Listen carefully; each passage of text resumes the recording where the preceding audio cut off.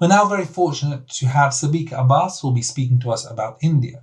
This is part of our theme this first 10 nights of the month, where we will be talking about Muslims across the globe in different countries.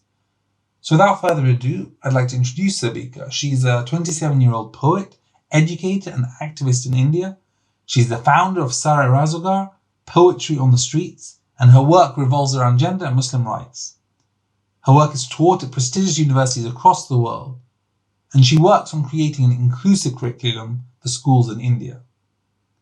She's been active in student politics, serving as the first Muslim to be appointed as the Students' Union President at the prestigious Lady Shri Ram College for Women, and is currently a campaign strategist at change.org. So let's welcome her with Salawat ala Muhammad wa ala Muhammad.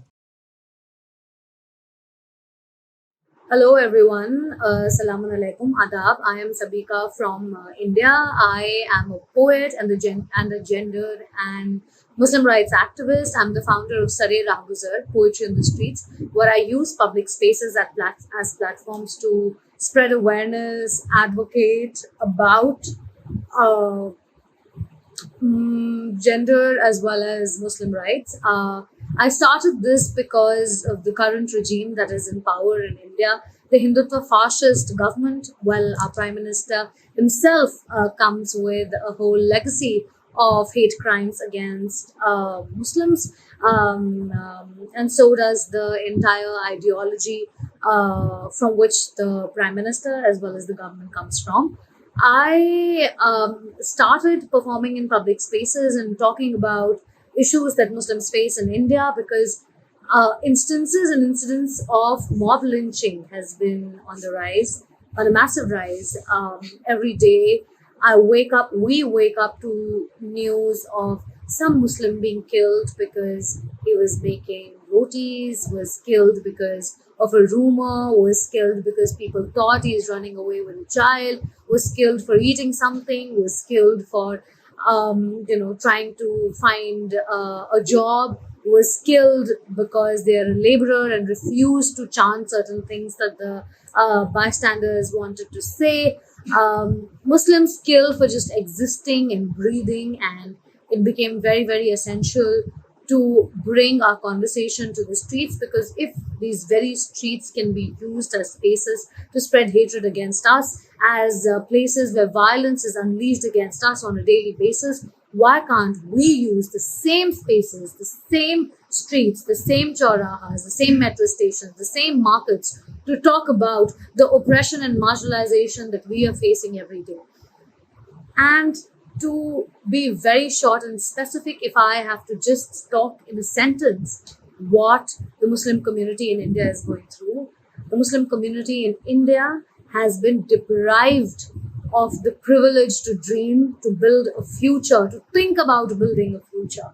We do not know what will happen to us next. We're sitting in our offices and we face discrimination on a daily basis. I'm going to use multiple personal instances to describe the kind of discrimination and marginalization that we are facing. Like, for example, before my current job, I work as a campaign strategist in change.org India. That is my current job. But before this job, I was working in another office, and out of multiple employees that institution had, there were very few Muslims. You would not believe the re-election of the current fascist, absolutely Islamophobic and casteist leader was a huge celebration. The day the election results were announced, all the floors had big TV screens where the results were relayed, and conversations happened that were really triggering for Muslims like me. When I am in public spaces having conversations, you overhear conversations that completely make, in an instance, make that public space unsafe. Like, for example, I was in Jaipur working on a mural, writing poetry on a huge wall, when one of the bystanders just came and said that Muslims need to be thrown out of the country. And I'm glad that Yogi is in power in Uttar Pradesh, the province that I belong to, the one of the biggest states of the country, called Uttar Pradesh, whose chief minister is a rabid Muslim hater and has said a lot of things very, very abusive things against Muslim women and Muslims in the past. And for that, in that second, I was frozen. I did not know how to respond to this young man who had blatantly come to me thinking that it is okay for him to come and talk to a Muslim woman and talk about how Muslims should be thrown out of the country. In another incident, one of my distant cousins who works on a leadership position in one of the South Asian MNCs, he ended up hiring, out of the 5 people that he had to hire, he ended up hiring 2 Muslims out of those people in a company which barely has Muslims. He hired 2 people completely on the basis of merit. He was blamed for being communal because he hired 2 Muslims under him. It was okay to hire upper caste, upper class Hindu men, but to hire 2 Muslims, he had to justify how and why he hired these 2 people. And this is just very little. Whenever the entire community meets, whenever our families meet, whenever our relatives and cousins meet, the conversation is not fun and chill. We do not talk about this happened or these clothes were bought or we are going there to travel, etc. No, no, no, no, no. We have lost that privilege completely. When we meet, we talk about our personal experiences of discrimination. We talk about how we are getting sleepless nights because of the kind of difficulties that we face as Muslims. We do not gossip. We talk about we talk about when it will be easier for us to leave the country and how privileged are we, whether we will be privileged enough to leave the country. We talk about how in our schools our little children are facing the kind of discrimination. I mean, for example, one of my cousins, the younger daughter, goes to a school, and one day she comes back and actually repeats a hate chant that one of the leaders of the ruling party had given while calling for violence against Muslims. And this doesn't end here. The last nail in the coffin was the passage of the Citizenship Amendment Act that this government made, basically, which ensured that, in short, that all the Muslims felt very, very insecure about their citizenships in this country, especially Muslims who migrated, especially Muslims who come after the partition of India and Pakistan, where you have to continuously prove your citizenship.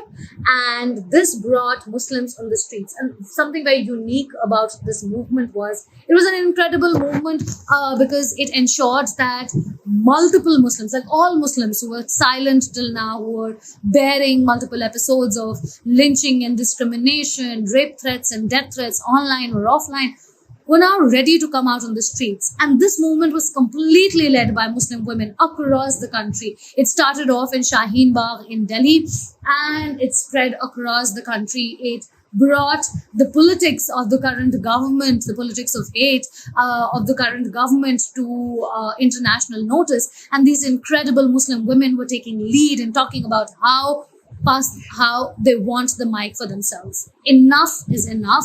No longer the upper caste majority, men of the majority community or women of the majority community should act as our messiahs, because one thing is clear, that everyone in India wants to be messiahs of the poor, marginalized Muslim woman. This is the image that they have of us, and they always want to do something for us and liberate us. But we Muslim women, during the Citizenship Amendment Act protests and the movement, made it very, very clear that we can articulate our issues. We are ready. We are here to talk about what we are facing and what we actually want. You need to give us the stage. You need to give us the mic. And we stayed out there. Nights passed, days passed, media came and went, people tried to appropriate our narrative, but Muslim women of all ages sat there holding the flag and talking about how we are here and we're not going to leave, and our resistance is here to stay. This led to a lot of political conversation, a lot of political wisdom and conversation amongst Muslims, Muslim households. A lot of new leaders have